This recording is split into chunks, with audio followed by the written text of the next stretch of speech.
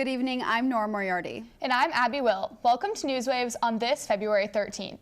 We begin with another PCH crash. We just spoke with the LA Sheriff's Department about the crash that occurred today at noon. One person was airlifted following the two-vehicle collision. One car rolled over. Sheriffs say the person airlifted has non-life-threatening injuries. PCH was closed at Nicholas Beach Road for several hours, but reopened at 2:15. This is about 14 miles north of Pepperdine. In our other top story, a commission report on the safety of Malibu schools is in the hands of city leaders. The city paid for the report following the Uvalde school shooting. Now, some parents are pushing for more school security. Gabrielle Salgado joins us live from outside Webster Elementary with the details. Gabrielle, what are you learning? Yes, thank you. Malibu, a unique location within the SMM USD, is advocating for school safety, while some parents are requesting armed security on school campuses. Last night, the City Council provided direction in response to a commissioned school safety report, while they look to keep students safe. Pushing for safer schools. No amount of money can compensate for the loss of life, especially our children. Monday night, the Malibu City Council and parents responded to results of the 2023 School Safety Assessment Report. No mass shootings going on throughout the nation obviously is concerning as a parent. The city funded the assessment of Malibu's school safety protocols in July of 2022, 2 months after the mass shooting at Robb Elementary in Uvalde that killed 19 students and 2 teachers.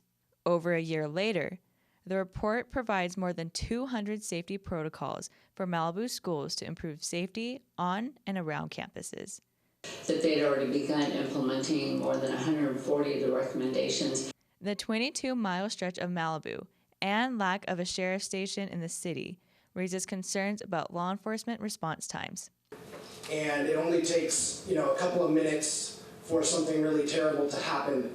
This is why some parents believed armed security on all Malibu school campuses is the answer to save critical time in the case of an emergency. Why would we want to wait 5 to 7 minutes for an officer to show up to take action? With the district being opposed to armed security, the City Council proposed additional training for law enforcement at all Malibu campuses, including becoming familiar with the layouts of all campuses. So they know the way around and know where the office is versus where the classrooms versus where the multi-purpose rooms are, etc. And focusing on prevention measures. And I didn't see where there was any plan or any outline of how the schools are going to be dealing with prevention. While awaiting change, parents like Jake Lingo are teaching their children how to stay safe. I wish that we didn't live in a world where there were mass shootings and that we had to teach our children these things, but if we ignore it and pretend that it doesn't happen, I think it's more of a disservice to our community.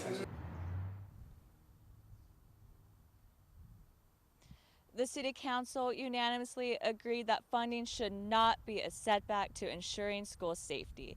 The City Council also asked for quarterly follow-up reports from the consultant who provided the report to see where progress is being made and to keep understanding the issue. Back to you in the studio. Thank you, Gabrielle, for that important reporting.